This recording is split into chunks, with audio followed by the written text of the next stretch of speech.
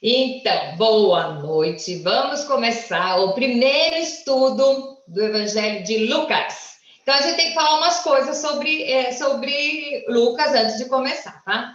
Primeiro, o Evangelho de Lucas foi escrito por quê? Por Lucas.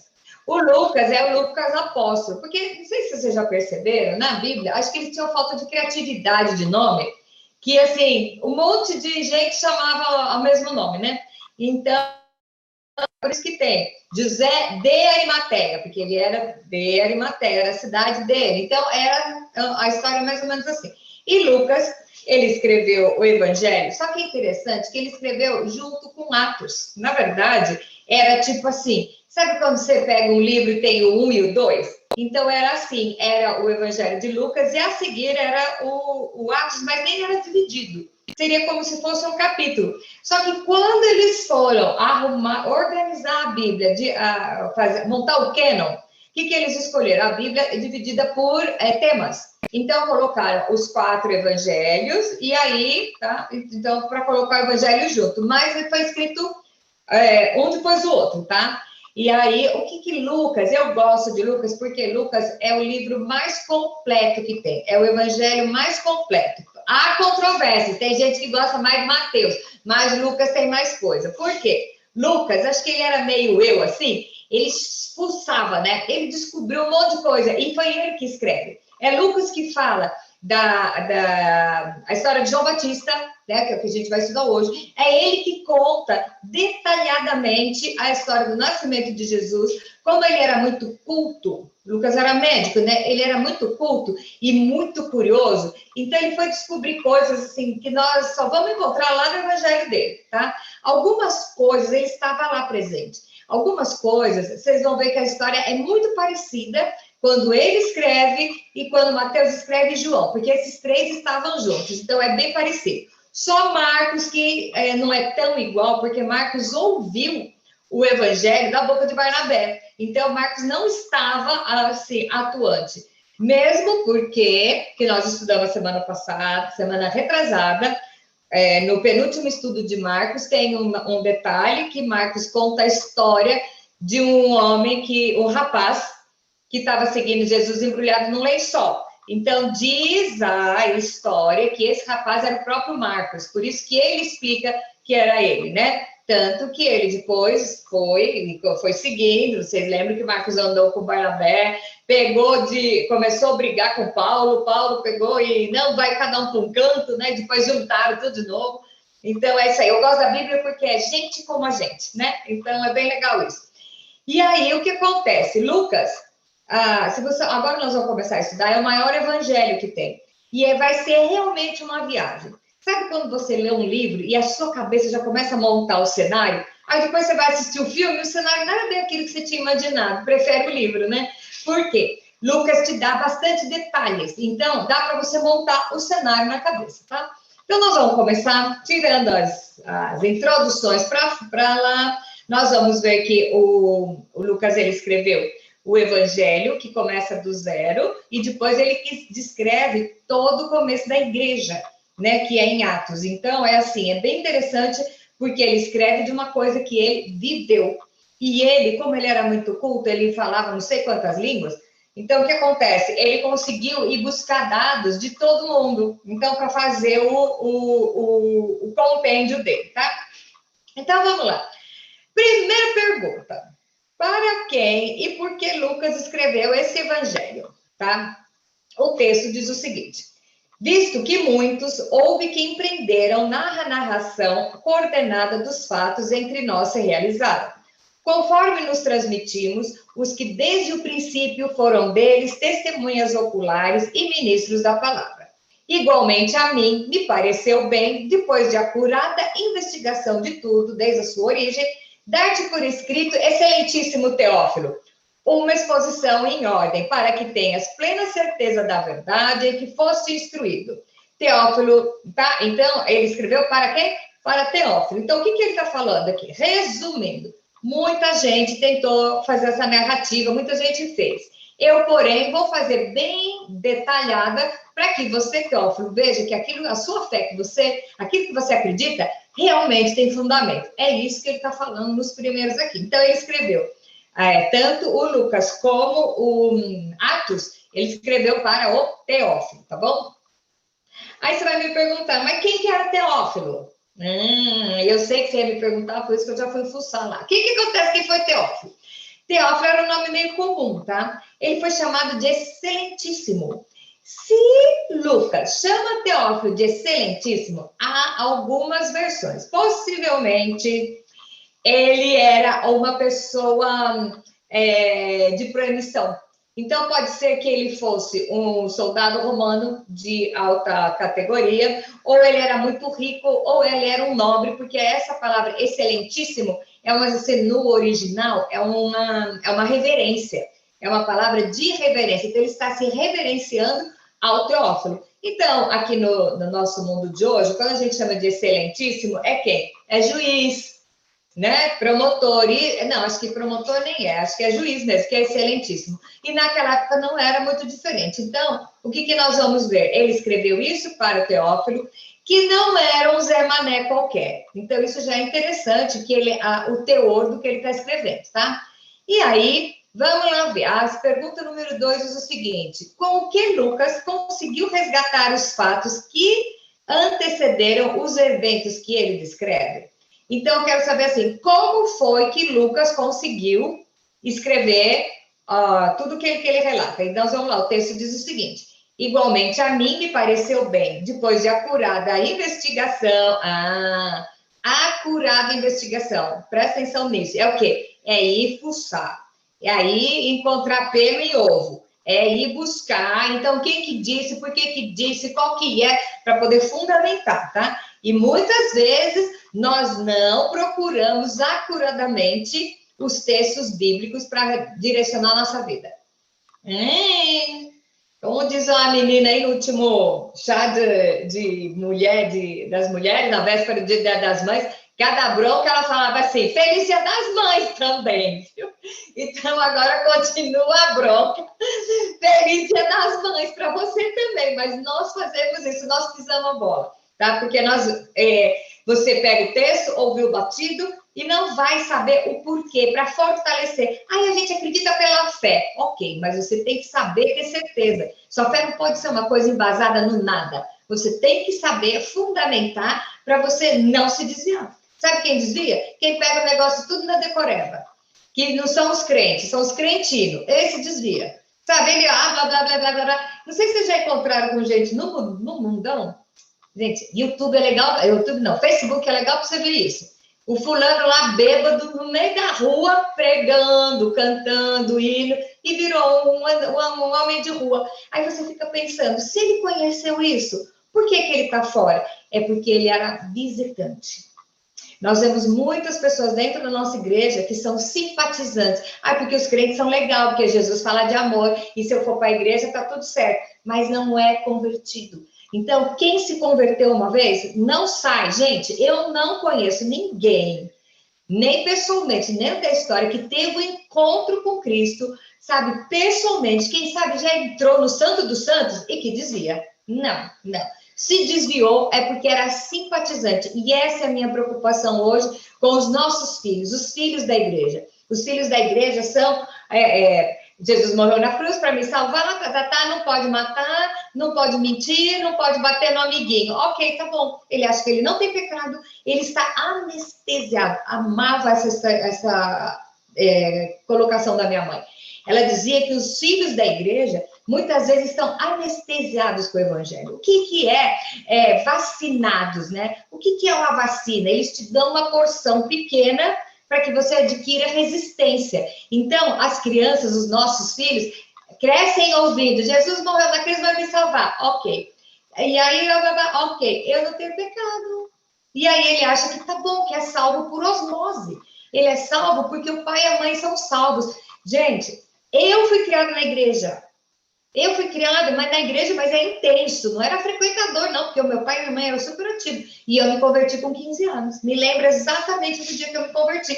Eu já tinha batizado, eu tinha feito profissão de fé, tá? E fui me converter com 15 anos. Então, eu nem sei porque que eu estou falando isso aqui, mas, né, vamos observar os filhos da igreja que estão acostumados e vacinados. Então, você fala para um que está perdido na rua, Jesus Cristo morreu para te salvar, ele fica, acha o máximo, porque ele sabe o pecado que ele tem. Então, ele fica super empolgado. Aí, o que acontece? Com o da igreja, não. Você fala, Jesus morreu para te salvar, ele é, e daí? E daí?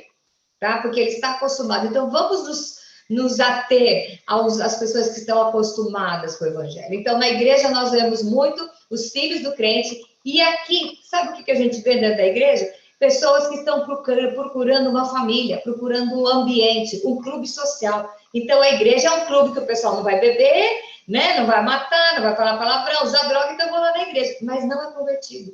Então, nós temos que cutucar as pessoas, falar o evangelho de uma forma para não termos... Gente, eu falo o crentinho, mas é uma piada, porque é aquele que está junto com os crentes. Sabe o joio que está crescendo junto com o trigo? Então, é isso aí. Nem sei porquê, mas vamos continuar nisso aqui, tá bom?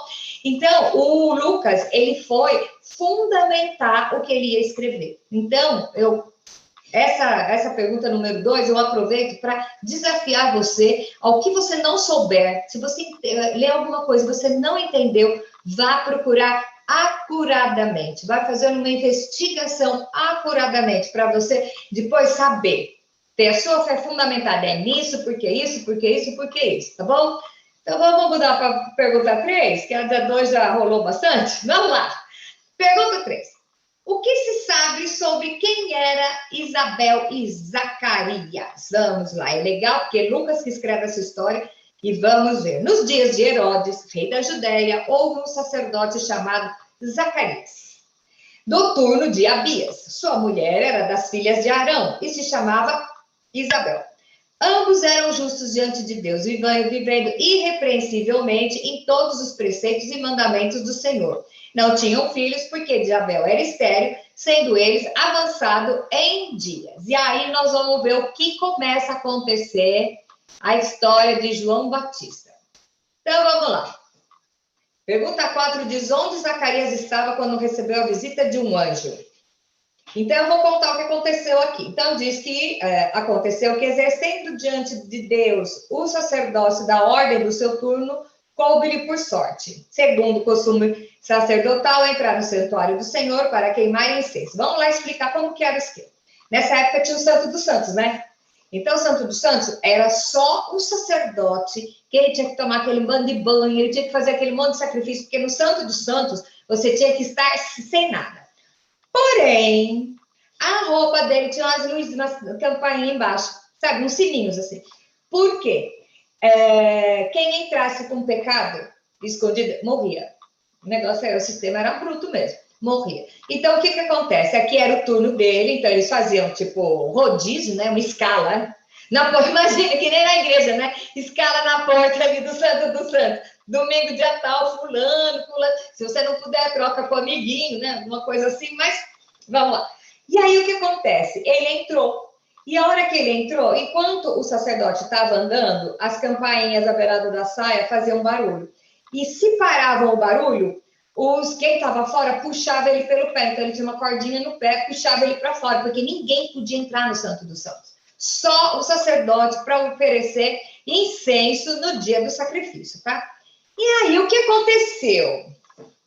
Aí ele estava lá, e durante esse tempo, enquanto ele estava lá dentro, a multidão permanecia fora orando. E eis que lhe apareceu um anjo do Senhor em pé à direita do altar do incenso. E aqui é muito legal, porque eu gosto dessa expressão, a gente vê sempre, né? Nunca na Bíblia alguém viu um anjo e ficou normal. Todo mundo teve medo. Por quê? Deve ser algo tão maravilhoso que a hora que você vê o anjo, tem gente que já fala que ele é feio, eu acho que não. Eu acho que você se sente o minúsculo de tudo. Porque já pensou o brilho? Geralmente os anjos são mensageiros ou são guerreiros. Então, os mensageiros, que é esse caso aqui, você vai ver que ela aparece de uma forma tão... que ele ficou parado, ele ficou em transe quase, né? Então, diz que vendo Zacarias, ele turbou-se. Olha, amo esse português clássico. E apoderou-se dele o temor. E porém o anjo disse, Zacarias, não temas. É porque ele estava com medo, tá? Toda vez que o anjo fala não temas, é porque, bom, Zacarias, não temas, porque a tua oração foi ouvida. Isabel, tua mulher, te dará à luz a um filho, a quem darás o nome de João, certo? Então, vocês vejam que ele ficou lá, recebeu essa profecia e ainda continuou. O anjo continuou, está na pergunta 6. Em ti haverá prazer e alegria, e muitos se regozijarão com o seu nascimento. Pois ele será grande diante do Senhor, não beberá vinho, nem bebida forte, e será cheio do Espírito Santo já no ventre materno. E converterá muitos dos filhos de Israel ao Senhor, seu Deus. E irá diante do Senhor no espírito e poder de Elias, e para converter o coração dos pais e dos filhos, converter os desobedientes à prudência dos justos e habilitar para o Senhor um povo preparado. Aqui ele já falou o que João Batista ia fazer. E algumas religiões dizem, que acreditam em reencarnação, dizem que Elias reencarnou em João Batista, por causa desse texto aqui, tá? Aqui, então, vamos entender uma coisa. Trazendo para o brasileiro, você já ouviu falar em alguém que tem o espírito de porco? E nem é ofensivo, né? É até piada, quando o cara é muito sacana, o cara tem espírito de porco. Não quer dizer que o porco tem uma alma, um espírito que apoderou lá. Aqui é a mesma coisa, ele tinha a característica de Elias. Ele tinha o mesmo dom de Elias, tá? Mas ele não era Elias. Não era Elias. Nós vamos ver lá depois, quando o Lucas vai contar que João Batista vai bater de frente com a Jezabel, você vai ver esse texto de novo sendo mencionado. Então, ele não era a encarnação de Elias, ele tinha o mesmo espírito. Por exemplo, se a mamãe é muito alegre, o filho também é muito alegre, você vai falar que o filho tem o mesmo espírito da mãe. Entenderam como é que é? Então, isso é uma forma de linguagem, uma figura de linguagem, tá? E ele está falando o que ele ia ter. Ele ia ser, se você já ouviu falar em Nazireu, você vai ouvir a primeira vez lá com Sansão. Sansão, Sansão que tinha ele era Nazireu. Nazireu não cortava cabelo, não comia qualquer coisa, né? E aí depois nós vamos ver que João Batista foi para o deserto, comia mel silvestre com gafanhoto. Será que era saudável? Acho que o gafanhoto deve ter bastante proteína, né? Não sei. Deve ser até crocante, tá louco. Mas era isso aí, tá? Então, por enquanto, nós não estamos falando dele. Estamos falando dos pais dele. E aí, na pergunta 7, é qual a dúvida do Zacarias? Zacarias pega e pergunta para o anjo. Como eu saberei isso? Pois eu sou velho e minha mulher é avançada em dias. E eu te pergunto, por que ele duvidou? Porque ele é o anjo falando, nós fazemos a mesma coisa, tá?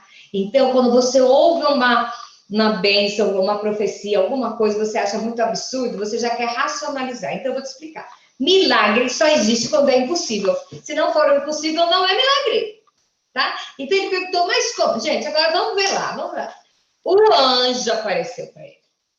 O anjo, não foi a primeira vez que apareceu o anjo na Bíblia, tá? O anjo apareceu e falou isso. Ele falou, eu sou velho e minha mulher também. Ele foi delicado, né? Olha só que maridão. Ela não é velha, eu não sou velho, mas ela é avançada em dias. Então, nós estamos avançados em dias, viu, meninas? Nós não somos velhos, velhos são os homens. As mulheres são avançadas em dias. Umas mais avançadas que outras, mas... Então tá. E aí o anjo ele perguntou isso para o anjo, e o anjo respondeu, o anjo perdeu a paciência, falou assim, eu sou o Gabriel. Então nós sabemos que o Gabriel é mensageiro, tá? E o Miguel é o guerreiro. Vamos guardar isso, que aqui Lucas vai falar muito bem isso, tá? Gabriel é o mensageiro e Miguel é o guerreiro. Mas quando que a gente já ouviu isso? Vamos lá para trás. E vamos ver quando lá estava Daniel, no jejum de 21 dias, e aí desceu o anjo depois de 21 dias e falou, eu sou o Gabriel, eu queria vir, mas os principados e potestades do ar não permitiram, teve que vir Miguel com a espada abrindo o caminho para eu, Gabriel, passar, tá? Então, nós vemos que esses dois são parça, certo? Um ia dar segurança do outro, né? Um era batedor do outro. Então, e aí ele fala, eu sou Gabriel, eu assisto diante de Deus e fui enviado para falar-te e trazer-te estas boas novas.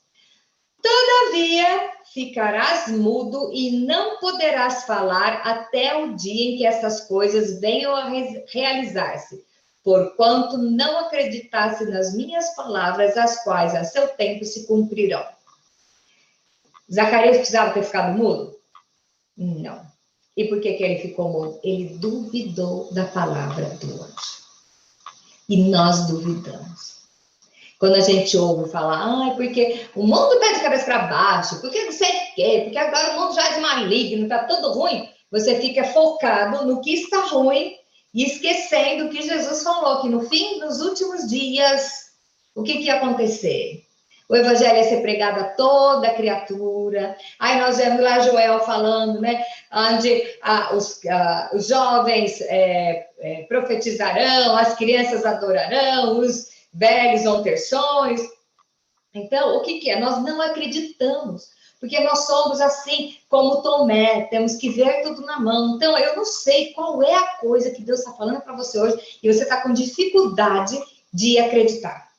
Às vezes, você atrasa a sua bênção, a gente vai lá para o fim da fila porque você duvida. E você que eu digo, não é você não, sou eu.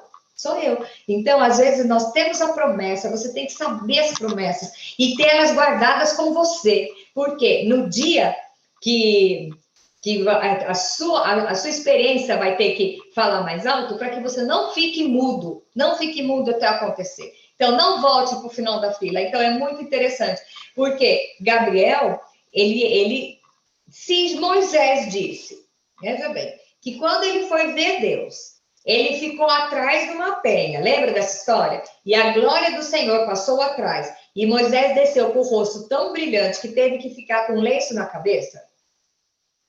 Imagine Gabriel, que era anjo, e assistia diante de Deus. Imagina a cara do Gabriel. Não é para duvidar, não é para duvidar. E mesmo assim, ele duvidou com a lógica humana. Mas a vida do crente não é dirigida pela ótica humana. Hello! A nossa vida é dirigida pelo sangue de Jesus que nos capacita. Então, Zacarias ficou mudo. E nós vamos ver depois, no nascimento do Zacarias, do João Batista, que ele só voltou a falar depois que o menino nasceu. Imagine esses 9 meses agoniado. E, gente, naquela época não tinha Libras, tá?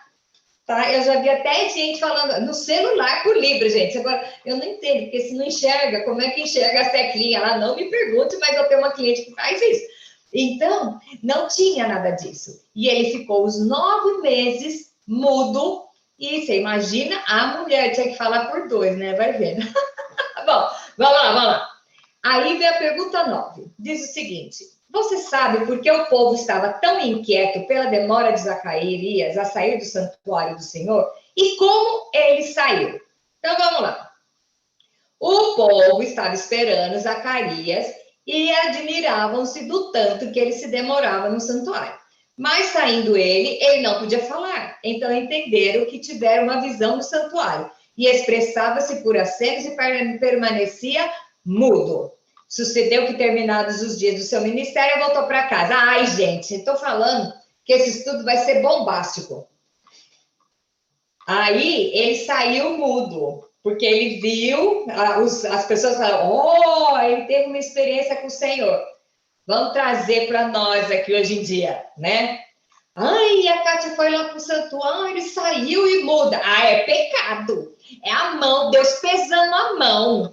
É ou não é? Qualquer coisa de ruim que acontece na vida de uma pessoa, você já fica achando que é fruto do pecado. Gente, vamos parar de julgar. Hello? Ele ficou mudo. Não foi um castigo, assim, não era nada tão... Ele parou de falar, mas Deus deu a promessa para ele. Não foi um castigo por uma desobediência, por um pecado oculto.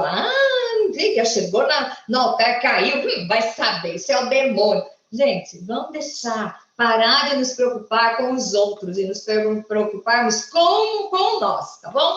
Então, vamos lá. Aí, o povo ficou admirado, porque ele ficou quieto lá dentro. Então, não ouviu o sininho. E não ouviram o bate-papo também, porque não tinha microfone para fora, né? Então, como ele começou a não ouvir, começa assim, será que pecou? Será que morreu? Tem que puxar com o sininho. Mas aí ele abriu o véu, né? Que tinha o véu. Lembra do véu do santuário? Sabe o que vai acontecer com esse véu? Lá quando Jesus morre, ele abre de cima e embaixo. Que é para quê? Para dizer que Deus abriu o caminho através de Jesus. Não existe mais santo dos santos.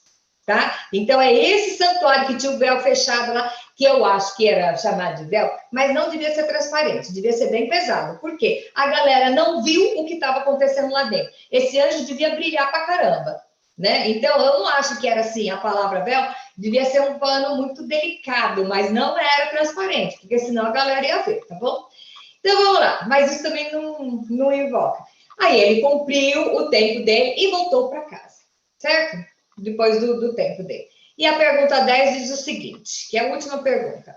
O que se passou com Isabel? Isabel é a mulher. A promessa foi para quem? O Gabriel foi lá e contou para Zacarias, não contou para Isabel.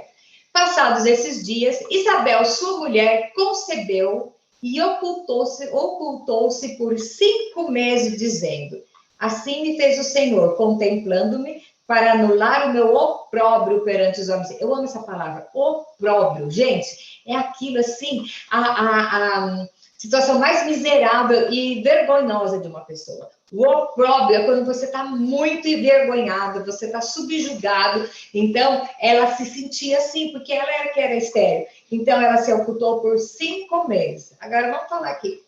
Quem consegue esconder a gravidez por 5 meses? Ainda mais que é milagre, quer contar para todo mundo, né, gente? Não é?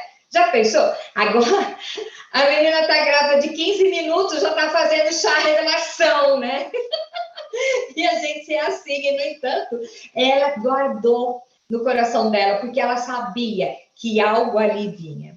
Eu lembro que quando eu fiquei grávida, eu olhei no espelho, assim, saí do banho, olhei no espelho, eu sabia que eu estava grávida. Eu estava super magrinha, não tinha barriga, não tinha nada, mas eu sabia, tá? Eu sabia, fui fazer o exame só para confirmar, porque eu sabia. Então, você imagina ela sabendo que ela já era avançada em dias, né? Que ela não era avançada em dias, estava grávida. Zacarias não conseguiu contar para ela todo o papo que teve.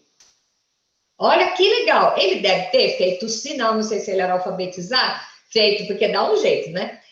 Feito, escreveu, depois ele escreve numa tabuinha, né? Você vai ver lá para frente, ele vai escrever na tabuinha, quando o menino nasce. Então, ele deve ter contado para Isabel, mas assim, ele não contou com detalhes, porque não dá conta.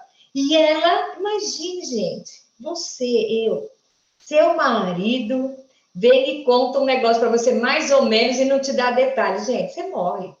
Você quer torcer o cara, virar de cabeça para baixo para poder ver se sai. Imagina a gente, mulher, não saber os detalhes. Ainda mais uma coisa que passou no corpo dela.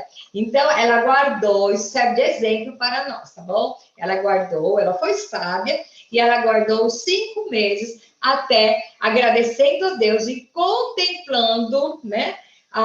E reconhecendo que era um milagre de Deus. Então, nós vamos parar hoje aqui, porque aí agora nós vamos falar do outro bebezinho, depois a gente vai voltar. Então, o que eu quero ter marcado com vocês é só o seguinte, vamos lá. Quem tem papel e caneta, anota aí. O que nós aprendemos hoje? O que aprendemos hoje? Primeira coisa, primeira lição. Vamos investigar acuradamente os fatos. Não engula qualquer coisa. Quem engole qualquer coisa, muitas vezes está fazendo um quinto evangelho, tá? A segunda coisa que nós temos que saber aqui é quando o anjo aparece e o anjo te faz uma profecia, acredite. Acredite. Quando a mensagem é do Senhor, acredite. Tá? E vive em função dela, para que você não tenha que ficar mudo até acontecer, certo? E aí, quando o anjo ele te dá uma notícia, mesmo que seja absurda, creia.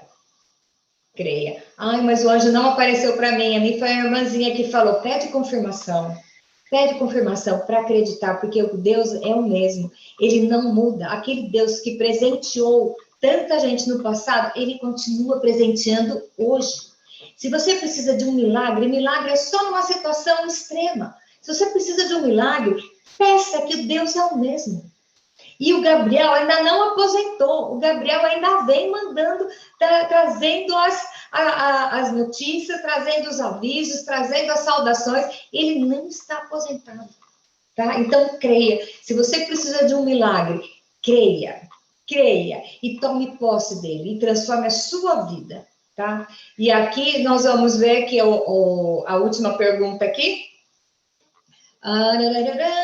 Deixa eu achar aqui. É a história da Isabel. Ela recebeu uma notícia impossível de acontecer, absurda, e ela não saiu contando para todo mundo no Facebook. Olha, gente! Como é que é? Meu príncipe Enzo está a caminho. Não, ela aguardou, porque ela nem sabia os detalhes. Então, você nem sabe os detalhes, você já sai falando para todo mundo, tá? Então, vai acontecer, vai deixar de acontecer? Não, porque Deus, quando fala que vai acontecer, vai mesmo. Mas você pode ser poupada de mais outras bênçãos, né? Então, Zacarias ficou mudo porque ele duvidou do anjo. Então, olhe na sua vida hoje e qual é a notícia que você está esperando receber do Gabriel. Será que ele já deu? Será que ele está a caminho? Será que ele apareceu na sua frente e você não quer aceitar? Acha que é ET? E é ET mesmo, que é extraterrestre.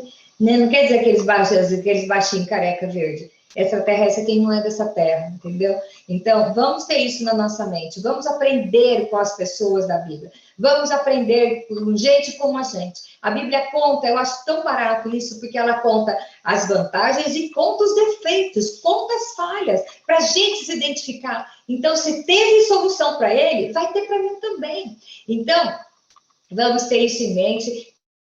Você está esperando uma notícia do Gabriel. E, às vezes, o Gabriel está já na sua janela e você não tem coragem de abrir a janela ainda, tá? Então, vamos pegar esse resumo e vamos tentar trabalhar na nossa semana, na nossa cabeça a semana inteira. E a semana que vem, nós temos o estudo número 2 de Lucas. E, se você gostou, convida o povo para encher, né, o nosso grupo e para a gente ter o que conversar depois, tá bom? Beijo grande, até a semana que vem.